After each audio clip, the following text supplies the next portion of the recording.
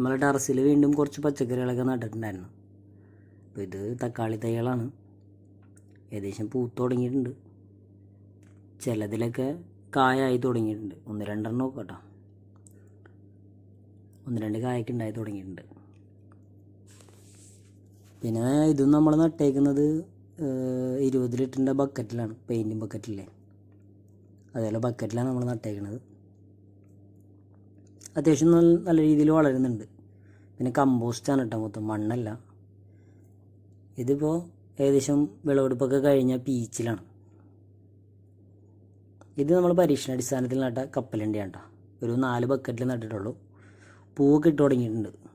ഇത് വിളവെടുക്കാനായിട്ടില്ല. ഇതിപ്പോൾ സീസണായല്ലോ. നമ്മൾ ആ കോളിഫ്ലവർ, ക്യാബേജും കോളിഫ്ലവറും കൂടി നമ്മൾ നട്ടാണത്. ജസ്റ്റ് വളം തുടങ്ങിയിട്ടുള്ളൂ. പിന്നെ കുറച്ച് പച്ചമുളകിൻ്റെ തൈകളുണ്ട്, ഒരു 4-5 ഉള്ളൂ. അതിൽ 1-2 പൂത്ത് തുടങ്ങിയിട്ടുണ്ട്.